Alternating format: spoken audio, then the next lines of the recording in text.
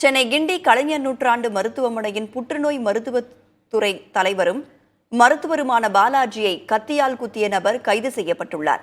சிகிச்சைக்கு பின் மருத்துவர் பாலாஜி உயிர் பிழைத்துள்ளார். சம்பவம் தொடர்பாக விரிவான விசாரணைக்கு முதலமைச்சர் உத்தரவிட்டுள்ளார். சென்னை கிண்டியில் உள்ள கலைஞர் நூற்றாண்டு உயர் சிறப்பு மருத்துவமனையில் காலை 10:30 மணி அளவில் முதல் தளத்தில் உள்ள புற்றுநோய் மருத்துவத்துறை தலைவர் மருத்துவர் பாலாஜியை இளைஞர் ஒருவர் சந்தித்துள்ளார். திடீரென அறை கதவை உள்பக்கமாக தாளிட்டுக் கொண்ட இளைஞர் தான் கொண்டு வந்திருந்த சிறிய கத்தியை எடுத்து மருத்துவரை கழுத்து, முதுகு, தோள்பட்டை என 7 இடங்களில் குத்தியுள்ளார். வலியில் அலறிய மருத்துவரின் சத்தம் கேட்டு மருத்துவமனையில் இருந்த மக்கள் மற்றும் சக மருத்துவர்கள் அறை கதவை உடைத்து உள்ளே சென்று பார்த்தபோது மருத்துவர் இரத்த வெள்ளத்தில் துடித்துக் கொண்டிருந்தார். கத்தியால் குத்திய நபர் எந்த பரபரப்பும் இல்லாமல் கத்தியை அங்கேயே வீசிவிட்டு நடந்து சென்றார். மருத்துவர் தாக்கப்பட்ட சம்பவத்தை அறிந்து மருத்துவமனை பாதுகாவலர்கள், பொதுமக்கள் அந்த நபரை விரட்டிச் சென்று பிடித்து காவல்துறைக்கு தகவல் கொடுத்தனர்.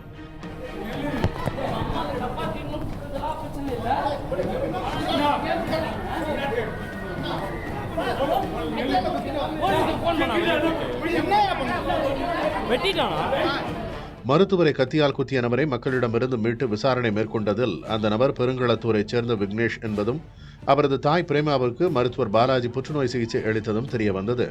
தாய் பிரேமாவுக்கு நுரையீரல் புற்றுநோய் இருந்ததால் கடந்த மே மாதம் தொடங்கி 6 மாதங்கள் மருத்துவமனையில் அனுமதிக்கப்பட்டு 6 முறை கீமோதெரப்பி செய்யப்பட்டிருப்பதும் சிகிச்சையில் முன்னேற்றம் இல்லை என கடந்த மாதம் தனியார் மருத்துவமனைக்கு சிகிச்சை அளிப்பதற்காக அழைத்துச் சென்றுள்ளதும் விசாரணையில் தெரியவந்துள்ளது.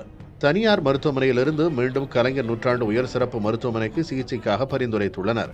இதன் அடிப்படையில் விக்னேஷ் தனது தாய் பிரேமாவை கடந்த சில நாட்களாக புற்றுநோய் தடுப்பு பிரிவுக்கு அழைத்து வந்துள்ளார். வழக்கமாக மருத்துவமனைக்கு வரும் நபர் என்பதால் சந்தேகம் எழாத நிலையில் இந்த தாக்குதலை விக்னேஷ் நடத்தி இருப்பது தெரிய வந்தது. இந்த சம்பவத்தால் அங்கு பதற்றமான சூழல் நிலவியது. ஒருத்தவங்களை குத்திட்டாங்கன்னு சொன்னாங்க. அதை நாங்கள் பார்க்க போனால் ரத்த காய் ஃபுல்லாக ஒரு ரூம் ஃபுல்லாக இருந்துச்சு. அதை பார்த்துட்டு வந்துட்டோம். அதோட டாக்டருங்களும் கீழே போங்க வாட்ச்மேன் சொல்லிட்டாங்க, வெளியே வந்துட்டோம். அதுக்கப்புறம் என்ன நடந்ததுன்னு தெரியாது. டாக்டர் பொறுமையாக தான் பார்ப்பாரு. அவருக்கு இப்போ பல பேர் இல்லை, ஒரு டாக்டர் பிளேட் வேலை 1 மணி நேரம் 2 மணி நேரம் காத்துக்கிறாங்க. காத்தால பாப்பான்னு கொடுத்து 4 மணி நேரம் காத்துக்கிறாங்க. அப்படின் போது நீ அவசரப்படலாமா? எல்லாரையும் ஒரே மாதிரி தான் பார்த்தாகணும். அவங்க மட்டும் தனியாக பார்க்கணுன்னா அதுக்கு அவங்க தனியாரில் தான் போய் பார்த்துக்கணும். இங்கே பார்க்கணும் எல்லாரையும் ஒரே மாதிரி தான் சார் பார்ப்பாரு. அதான் சார் எனக்கு தெரிஞ்சு நான் சொல்கிறேன். இல்லை சார், நல்ல டாக்டர் தான் அவர். சுபவன்னா நான் ரொம்ப நல்ல டாக்டர். எல்லாரையும் ஒரு மாதிரி தான் பார்ப்பாரு. துணை முதல்வர் மருத்துவத்துறை அமைச்சர் மா சுப்பிரமணியன் மருத்துவமனைக்கு வந்து மருத்துவர் பாலாஜியின் உடல்நிலையை கேட்டறிந்தனர். தொடர்ந்து 6 மாசமா அவங்க தாயாரை கூட்டிட்டு இங்க வந்திருக்காரு. இதே மருத்துவமனையில் அவங்க தாயாருக்கு மருத்துவம் பார்க்கப்பட்டிருக்கு. அதனால அந்த மருத்துவரோட அரை பேசிட்டு வேற ஒரு தனியார் மருத்துவமனையில் போய் அந்த மருத்துவர் சொன்னதை கேட்டுட்டு இந்த மாதிரி ஒரு முடிவு எடுத்திருக்கிறாரு.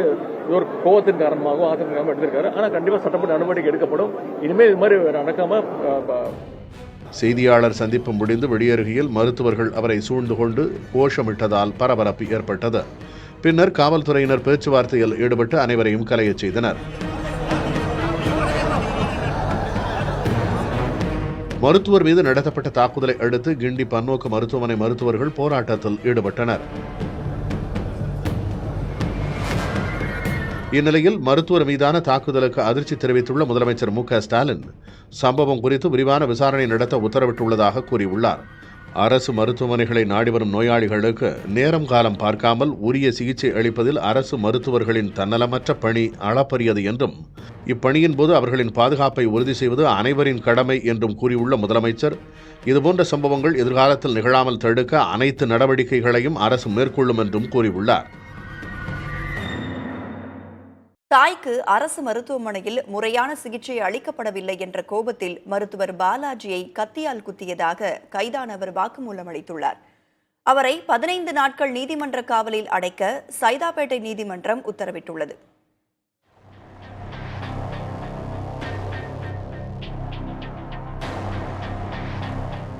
மருத்துவர் பாலாஜியை கத்தியால் குத்திய விக்னேஷிடம் காவல்துறையினர் விசாரணை நடத்தினர்.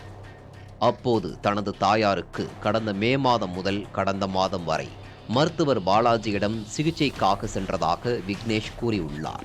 தாய்க்கு கீமோ சிகிச்சை மட்டும் கொடுத்த நிலையில் உடல்நிலையில் முன்னேற்றம் இல்லாததால் தனியார் மருத்துவரிடம் தாயை அழைத்து சென்றதாக விக்னேஷ் தெரிவித்துள்ளார்.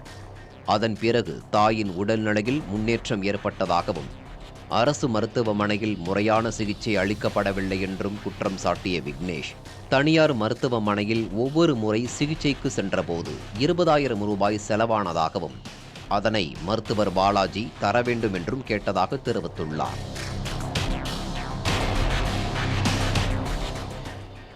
தனது தாயாருக்கு சரியான சிகிச்சை அளிக்கவில்லை என்று கூறி தான் மறைத்து வைத்த கத்தியால் மருத்துவரை குத்தியதாக விக்னேஷ் வாக்குமூலம் அளித்துள்ளார். நுரையீரல் புற்றுநோய்க்காக பிரேமாவுக்கு சிகிச்சை அளித்து வந்த மருத்துவர் பாலாஜிக்கு மருத்துவமனையில் தொடர் சிகிச்சை அளிக்கப்பட்டு வருகிறது. கைது செய்யப்பட்டுள்ள விக்னேஷ் மீது கொலை முயற்சி, ஆபாசமாக பேசுதல், தமிழ்நாடு மருத்துவ பாதுகாப்பு சட்டம் உள்ளிட்ட 7 பிரிவுகளின் கீழ் வழக்கு பதிவு செய்யப்பட்டுள்ளது.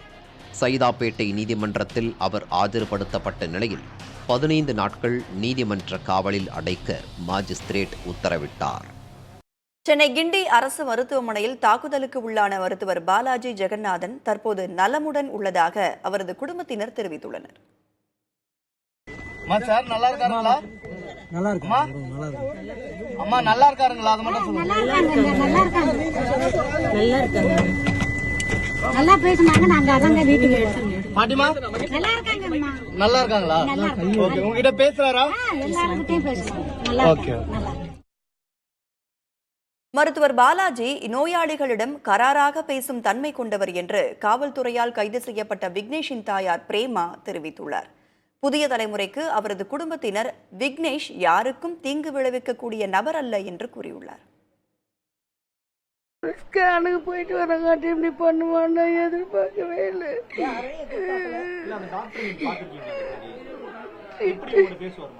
சிடுன்னு தான் பேசுற. அவர் ஒரு காரணமே எனக்கு தேவையில்லை. எனக்கு என் உடம்பு தான் முக்கியம். அவர் ஒரு ஸ்கேனை பார்த்து எனக்கு ஊசி நிறுத்தி இருந்தா இன்னைக்கு இந்த நிலைமை இப்படி கிடையாது. வாங்கி பார்க்காததான் காரணம். எதுவுமே கிடையாது சார்.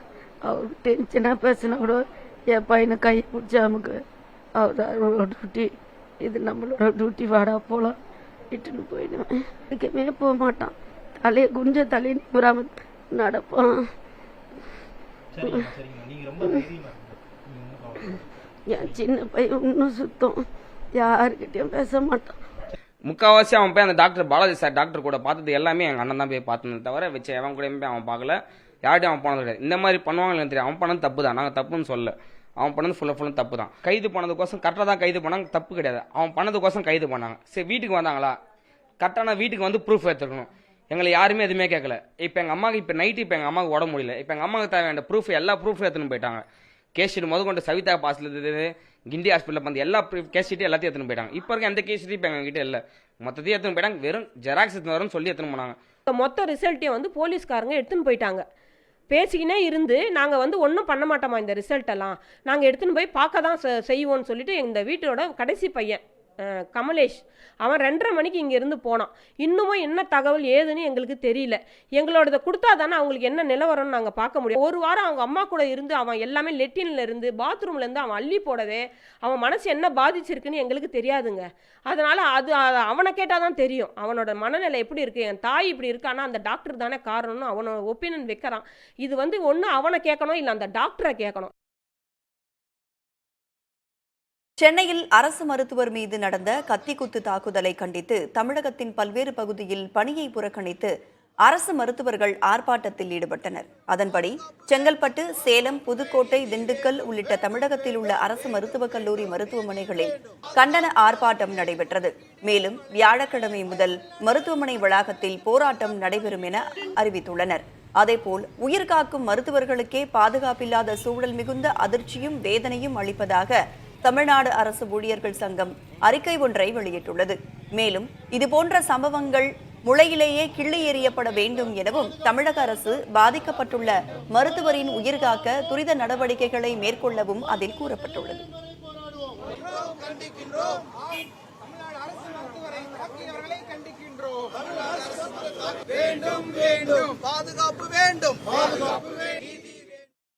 கிண்டி மருத்துவமனையில் மருத்துவர் தாக்கப்பட்ட விவகாரத்தில் மருத்துவ சங்கங்கள் அறிவித்திருந்த பணி புறக்கணிப்பு போராட்டம் வாபஸ் பெறப்பட்டு விட்டதாக அமைச்சர் மா சுப்பிரமணியன் கூறியுள்ளார். ஆனால் இந்திய மருத்துவ சங்கமும் தமிழ்நாடு அரசு டாக்டர்கள் சங்கமும் அறிவித்தபடி போராட்டம் நடைபெறும் என கூறியுள்ளன. மருத்துவமனைக்கு அட்டெண்டருக்கெல்லாம் அடையாள அட்டை தரப்பட்டு ஒரு சிஸ்டம் அங்கே தொடங்கி வைத்திருக்கிறோம். நான் ஒரு நிகழ்ச்சியின் வாயிலாக தொடங்கி வைத்தேன். இதேபோல் எல்லா மருத்துவக் கல்லூரி மருத்துவமனைகளிலும் அட்டெண்டர்ஸை ரெஸ்ட்ரிக்ட் செய்கிற அளவுக்கு ஒரு அடையாள அட்டைகளுடன் கூடிய அந்த திட்டம் என்பது எல்லா இடத்திலும் தொடங்கப்படவிருக்கிறது. இப்படி இந்த மருத்துவ சங்கங்கள் அதிகபட்சமாக கேட்ட இந்த பாதுகாப்பு சம்பந்தமான நடவடிக்கைகள் அவர்களுக்குரிய பாதுகாப்புகள் என்கின்ற வகையில் பல செய்வதற்கு உறுதியளித்திருக்கும். ஆமாமா, வாபஸ் தான், எல்லாமே எல்லாரிடத்திலும் பேசப்பட்டது. எல்லோருமே மகிழ்ச்சியாகத்தான். ஆமாமா, அவ்வளவுதான். தமிழ்நாடு இந்திய மருத்துவ சங்கத்தின் கிளையில் உள்ள சுமார் 45,000 மருத்துவர்களும் சுமார் 8,000 மருத்துவமனைகளும் இந்த வேலை நிறுத்தத்தில் ஈடுபட இருக்கிறோம். இந்த வேலை நிறுத்தமானது மாலை 6 மணி வரை நடத்தப்படும்.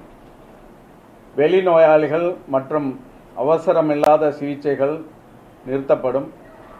அவசர சிகிச்சைகள் மற்றும் அவசர அறுவை சிகிச்சைகள் மட்டும் தொடர்ந்து நடைபெறும். அடுத்து இந்த மாதிரி நடக்காமல் இருக்கிறதுக்கு சிசிடிவி செக்யூரிட்டி இன்க்ரீஸ் பண்ணுறது, போலீஸ் இந்த மாதிரி இதெல்லாம் அஷூரன்ஸ் கொடுத்தாங்க. இதெல்லாம் நாங்கள் நன்றி தெரிவித்தாலுமே நிறைய அஷூரன்ஸ் கொடுத்து நடைபெறாமல் இருக்குது. அதை இந்த தடவை ஆணையாக கொடுக்கணும் அப்படின்னு ஒரு வலியுறுத்தி இருக்கிறோம். ஏற்கனவே நாங்கள் அறிவித்திருந்த போராட்டங்கள் மெயினாக எங்கள் உணர்வுகளை வெளிப்படுத்துவோம். இந்த நிகழ்வை கண்டித்தும் நாங்கள் அனௌன்ஸ் பண்ணியிருக்கோம். அதை தவிர இந்த கோரிக்கைகளும் வைத்திருந்தோம். அதனால் இந்த போராட்டம் தொடரும். 12 மணி அளவில் அனைத்து மாவட்டங்களிலும் கண்டன ஆர்ப்பாட்டமும் நடைபெறும். தென்னாப்பிரிக்காவுக்கு எதிரான 3வது 20 ஓவர் கிரிக்கெட் போட்டியில் இந்தியா 11 ரன்கள் வித்தியாசத்தில் வெற்றி பெற்றது. முதலில் பேட்டிங் செய்த இந்திய அணி 20 ஓவர்கள் முடிவில் 6 விக்கெட்டுகள் இழப்பிற்கு 219 ரன்கள் குவித்தது. இளம் வீரர் திலக் வர்மா அதிரடியாக விளையாடி சதத்தை பதிவு செய்தார்.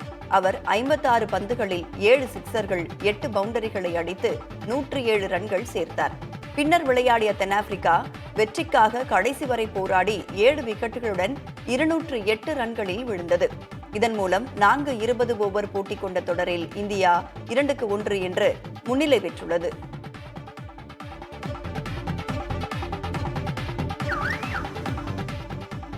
சென்னை ஸ்டான்லி மருத்துவமனையில் மனநல மருத்துவரை தாக்கியவர் மீது காவல்துறையினர் 4 பிரிவுகளில் வழக்கு பதிவு செய்துள்ளனர். மனநல மருத்துவராக பணியாற்றி வரும் ஹரிஹரன் என்பவரை சிகிச்சையில் இருந்த நோயாளி ஒருவர் தாக்கியுள்ளார். இதில் காயமடைந்த அவர் மருத்துவமனையில் சிகிச்சை பெற்று வரும் நிலையில் சம்பவம் தொடர்பாக மருத்துவமனையின் முதல்வர் பாலாஜி வண்ணாரப்பேட்டை காவல் நிலையத்தில் புகார் அளித்தார். இது தொடர்பாக திருவான்மியூரைச் சேர்ந்த பரத் என்பவர் மீது காவல்துறையினர் வழக்கு பதிவு செய்துள்ளனர். 1 மாதமாக மனநல சிகிச்சையில் இருந்த பரத் மருத்துவர் ஹரிஹரனை தாக்கியிருப்பது விசாரணையில் தெரியவந்துள்ளது.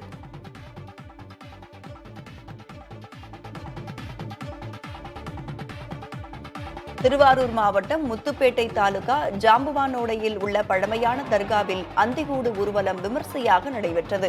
பெரிய கந்தூரி விழாவின் முக்கிய நிகழ்வான சந்தனகூடு ஊர்வலத்தை தொடர்ந்து உள்ளூர் மக்களுக்கான அந்திகூடு ஊர்வலம் நடைபெற்றது. அதிகாலை நேரத்தில் சந்தனகூடு நிகழ்ச்சியை காணாதவர்களுக்காகவும் முத்துப்பேட்டை அதிராம்பட்டினம் உள்ளிட்ட அருகில் உள்ள மக்களுக்காகவும் அந்திகூடு ஊர்வலம் நடைபெற்றுள்ளது. சந்தனகூடு விழாவை முன்னிட்டு திருவாரூர் மாவட்டத்தில் உள்ளூர் விடுமுறை விடப்பட்டிருந்தது. திருப்பத்தூரில் மானை வேட்டையாடிய தந்தை மகன் கைது செய்யப்பட்டுள்ளனர். அண்டியப்பனூர் காப்புக்காடு பகுதியில் சிலர் மானை வேட்டையாடி சமைப்பதாக வனத்துறைக்கு தகவல் கிடைத்தது. நிகழ்விடத்திற்கு சென்ற அவர்கள் ராமமூர்த்தி மற்றும் அவரது மகனை கைது செய்தனர். அவர்களிடமிருந்து நாட்டு துப்பாக்கி மற்றும் மான் இறைச்சி பறிமுதல் செய்யப்பட்டது. தப்பி ஓடிய 5 பேரை வனத்துறையினர் தேடி வருகின்றனர்.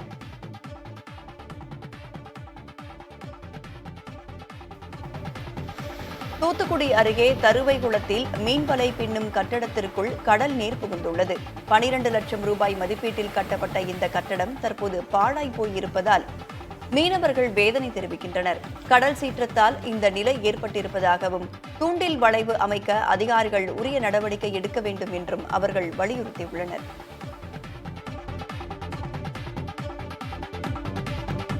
மகாராஷ்டிராவில் ஆம்புலன்ஸில் இருந்த ஆக்ஸிஜன் சிலிண்டர் வெடித்து சிதறிய விபத்தில் கர்ப்பிணி உயிர் தப்பினார். ஜல்கான் பகுதியில் கர்ப்பிணியை ஏற்றிக்கொண்டு ஆம்புலன்ஸ் சென்று கொண்டிருந்தது. அப்போது வாகனத்தில் இருந்த புகை வருவதை கண்ட ஓட்டுநர் அனைவரையும் இறங்கச் சொன்னார். சில நிமிடங்களில் தீப்பற்றி எரிய தொடங்கிய நிலையில் உள்ளே இருந்த ஆக்ஸிஜன் சிலிண்டர் பலத்த சத்தத்துடன் வெடித்து சிதறியது.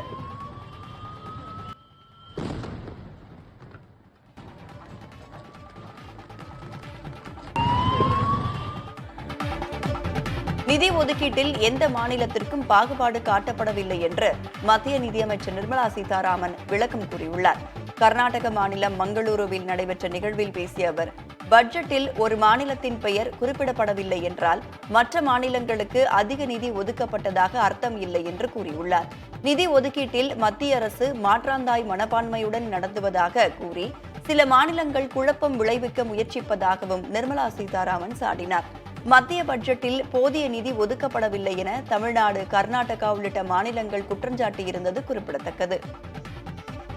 தனது அரசை கவிழ்ப்பதற்காக காங்கிரஸ் எம்எல்ஏக்கள் 50 பேருக்கு தலா 50 கோடி ரூபாய் வழங்க பாஜக முன்வந்ததாக கர்நாடக முதலமைச்சர் சித்தராமையா குற்றம் சாட்டியுள்ளார்.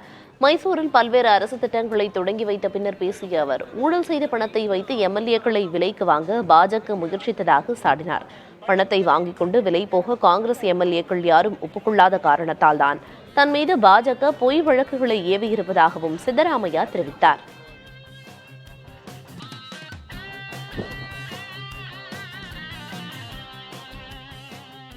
டெல்லியில் தீப உற்சவம் வெகு விமர்சையாக நடைபெற்றது. வாசுதேவ்கட் பகுதியில் யமுனை ஆற்றங்கரையில் ஆயிரக்கணக்கான அகல் விளக்குகள் ஏற்றப்பட்டன. அப்போது கண்கவர் லேசர் ஷோவும் களை கட்டியது. இதில் துணைநிலை ஆளுநர் வினய்குமார் சக்சேனா உள்ளிட்டோர் பங்கேற்றனர். அமெரிக்க அதிபராக தேர்வான டொனால்டு டிரம்ப் தற்போதைய அதிபர் ஜோ பைடனை நேரில் சந்தித்து பேசினார். அதிபர் தேர்தலில் வென்ற பிறகு முதன்முறையாக டிரம்ப் வெள்ளை மாளிகை வந்தார். ஓவல் அலுவலகத்தில் நிகழ்ந்த சந்திப்பில் அதிகார பரிமாற்றம் குறித்து விவாதிக்கப்பட்டது.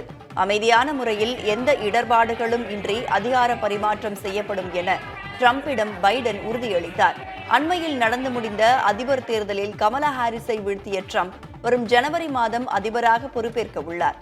தேர்தல் பரப்புரையின் போது டிரம்பும் பைடனும் இருவர் மீதும் தனிப்பட்ட தாக்குதல்களை தொடுத்தது குறிப்பிடத்தக்கது.